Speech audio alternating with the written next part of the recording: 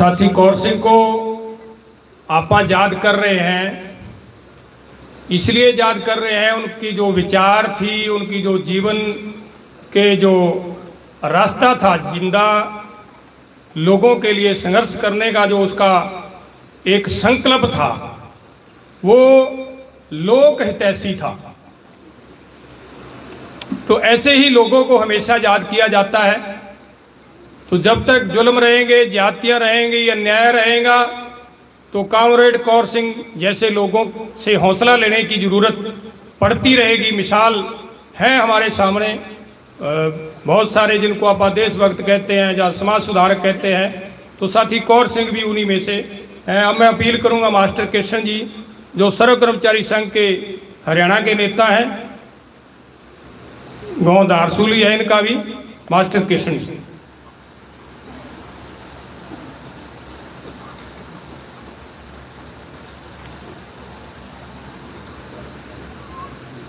Master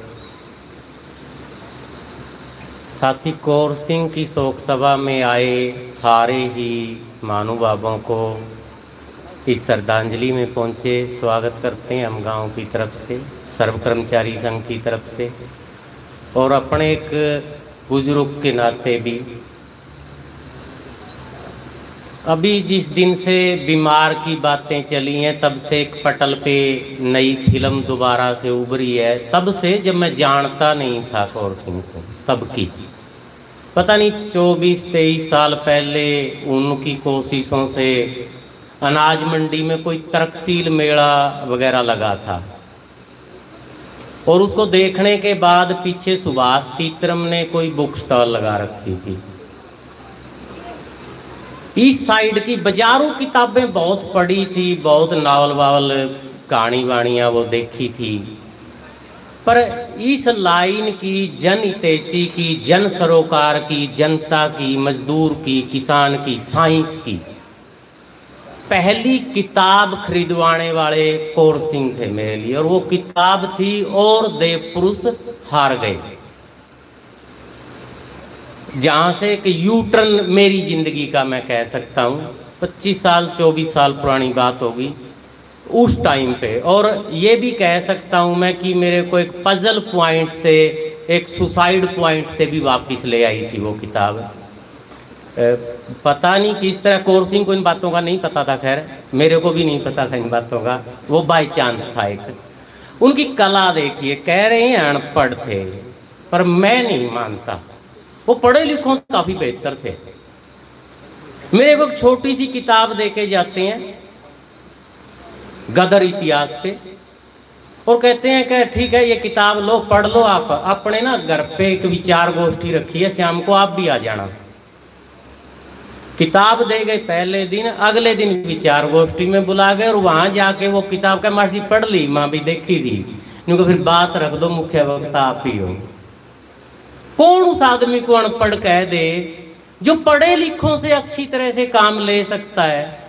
और एक दिन नहीं 7 दिन चली फिर वो छोटी दारसुल में 1-2 दिन वहां भी उन्होंने चलाई। वो पहले दिन मेरे को दे देते, मेरे से पढ़वा लेते, और इतना अच्छा, मतलब एक ये अनपढ़ कैसे कह दें, ये शब्द बार बार आता है। मैं भी सोचता हूँ कि अनपढ़, पर वो अनपढ़ कैसे हो सकते हैं जो पढ़े लिखों को चला सकते हैं। तो अनपढ़ कहना भी ठीक नहीं है। समझिए 1.5 किले का एक, वो भी मारू बिना पानी की जमीन का मालिक। पानी की धारा में चलने वाले बहुत मिलेंगे। एक साल राज पलट जाए तो गांव में अच्छे 8-10 जो आगू होते हैं ना, मलाई चाट, पार्टी बदल जाते हैं। अब चौटाला नहीं आने वाला, चलो बीजेपी में, अब बीजेपी नहीं आने वाली, चलो कांग्रेस में। धारा के साथ बहने वाले बहुत हैं यहाँ, सब गांव में, सबके पड़ोस में होंगे। पर धारा के विपरीत लगातार पूरी उम्र खड़े रहना कौर सिंह सिखाता है हमें। 500 लोगों की भीड़ में हमने बहुत अच्छे पहले दूसरे दिन आए जोश में नारे लगाते हुए युवाओं को देखा है। 500-700 लोग यहाँ कुला चौक पे इकट्ठे हो जाते हैं और वो फटने को हो जाते हैं। पर अकेला आदमी झंडा लेके खड़ा हो सकता है और धीरे धीरे 500 की भीड़ बना सकता है। ये कौर सिंह हमें सिखा के गया है और ताउम्र हमारे साथ रहेगा। 1 हो 2 हो 5 हो 7 हो, उसने कभी देखा नहीं, देखा सिर्फ मुद्दा, देखी सिर्फ जन भावना, लोगों का भला। पीछे रोडवेज का एक अच्छा लंबा आंदोलन चला सर्व कर्मचारी संघ का, 18 दिन की हड़ताल चली और बुन्ना में खट्टर साहब को आना था उन्हीं दिनों। उस टाइम पे एक माहौल बना हुआ था, तो उसमें हमने साथियों को और जो शुभ चिंतक हमदर्द थे उनको भी याद किया। और याद हमने किया, काम सर्व कर्मचारी संघ का था, कर्मचारियों का था, पर यहाँ बैठे काफी साथियों के साथ सुरेंद्र मलिक भी उसमें थे, फूल सिंह भी उसमें थे, प्रभात भी उसमें थे, मदन भी उसमें थे। उनमें कौर सिंह भी आगे वाली पंक्तियों में थे जो डंडे खा रहे थे, हमें पीछे हटा दिया। और उन डंडे खाने वालों में, गिरफ्तारी देने वालों में, मुकदमे वालों में, मतलब कब लोग भागते देखे हमने हमारे कर्मचारी उस दिन भी दीवार फांद के। जब आगे आने का आह्वान था तो काफी हमारे कर्मचारी जिनकी लड़ाई थी, जिनके पेट में निवाला डायरेक्ट जाना था, वो दीवार फांद के पीछे भाग रहे थे। और कौर सिंह जिसका डायरेक्ट लिंक नहीं था, वो उन आगे के साथियों को फांद के लठों के नीचे जा रहे थे। ये थे कौर सिंह, कर्मचारी नहीं थे। कौन कह दे अनपढ़, अनपढ़ तो पीछे वाली दीवार कूद रहे थे। ये हमारे साथ काफी अच्छे उनके अनुभव रहे हैं। पीछे गदरी बाबाओं के उसको लेके जो प्रोग्राम हुआ, वॉलंटियरों की काफी चीजें साथी बता के गए हैं। तस्वीर उनके काफी लंबे, मैं तो जब से देख रहा हूँ ये दोनों साथ साथ ही हैं, दाएं बाएं हाथ की तरह हैं। तो वो बता गए पर सारा कुछ नहीं बता सकते। जगमोहन जी को जब यहाँ बुलाया था और गदरी बाबाओं पे अच्छा मेला भरा था गांव में, उसके लिए वॉलंटियरों की टीम बनाना, उनकी ड्यूटियां बांटना, उसके असली संदेश को लेके जाना, बड़ी अच्छी बात कहते थे वो। क्या कोई भी चीज मनाते हैं, लंगर बना के जलेबियां खा के पेट पे हाथ फेर के देश चला जाता है। हमने ऐसा गदरी बाबाओं के लिए यहाँ प्रोग्राम नहीं करना है। आई थी ना ये बातें, ये तो 4 आदमी इकट्ठे होते ही आ जाते हैं, जलेबी बना, यहाँ के लिए भी आई थी। यहाँ के लिए भी ये बातें थी कि लंगर लगा दो, शोक सभा का मतलब बस पेट पे हाथ फेरें, जलेबियां खाएं और घर चले जाएं तक। वो उन्होंने जो वो बात कही थी वो मेरे को आज भी याद है। ये काम कोई भी कर लेगा, हमें उन विचारों की जरूरत है, हमें लंगर की नहीं। जलेबी कहीं भी मिल जाती हैं, तो उनके विचार हमारे साथ रहेंगे। और जहां तक बात श्रद्धांजलि की है, वो अक्षमताएं होते हुए, अनपढ़ होते हुए, 1.5 किले का मालिक होते हुए, काफी अभाव के साथ ईमानदारी से फिर भी आंदोलनों में खड़े रहे, कर गए, यहाँ तक की यात्रा पूरी कर गए।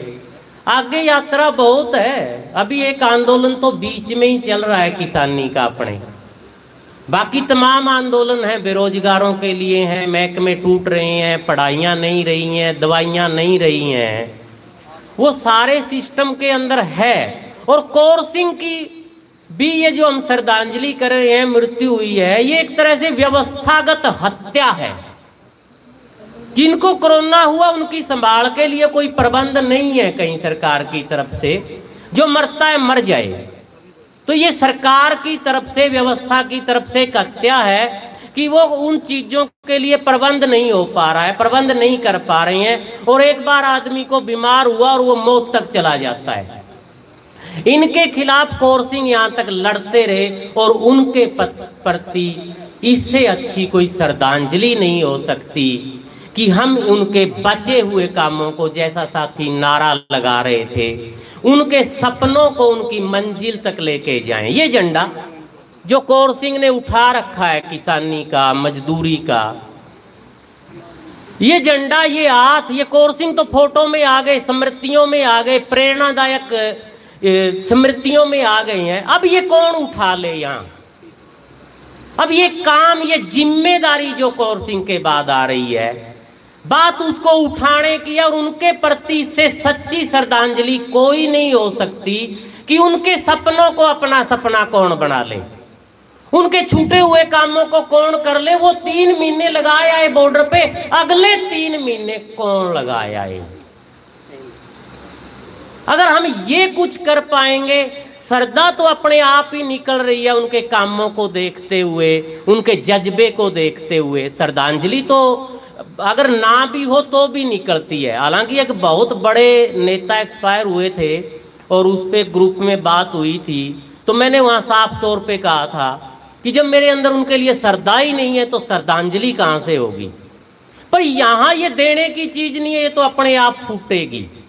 और उससे अच्छी श्रद्धांजलि नहीं हो सकती कि हम इनके काम को अपने कंधों पे ले लें, जिंदगी की समस्याओं के होते हुए, गुजारा करते हुए अपने काम छोड़ के मंडी के गेट पे फोन पे आके खड़े हो जाएं, बिजली घर के गेट को आके ताला लगा दें 5 मिनट में, चौकी के सामने आके कुला चौक पे खड़े हो जाएं, तहसीलदार का कंधा पकड़ के जजकोर के पूछ लें ये झंडा उठा के कौन लेके जाए। ये कौर सिंह के प्रति सबसे सच्ची श्रद्धांजलि हो सकती है। मैं नमन करता हूं इन महान आदमी को, काफी कुछ सीखा इनसे, इनकी स्मृतियां आगे भी सिखाती रहेंगी। अमर हैं, कोई शक नहीं, हमारे साथ हमारे विचारों में, हमारे आंदोलनों में, पर्चों में, भाषणों में, बातों में आते रहेंगे। कौर सिंह अमर हैं, अमर रहेंगे। इनको पुनः नमन करते हुए सर्व कर्मचारी संघ जिला फतेहाबाद, हरियाणा विद्यालय अध्यापक संघ जिला फतेहाबाद की तरफ से और गांव का होने के नाते एक बड़े भाई की तरह, बुजुर्ग की तरह मैं उनको श्रद्धांजलि अर्पित करता हूं और उम्मीद करता हूं कि गांव के लोग यहां आए हुए इस लाइन पे आगे बढ़ेंगे। ये 1 घंटे के जिक्र की बात नहीं है, इसको जिंदगी में उतारेंगे। धन्यवाद साथी।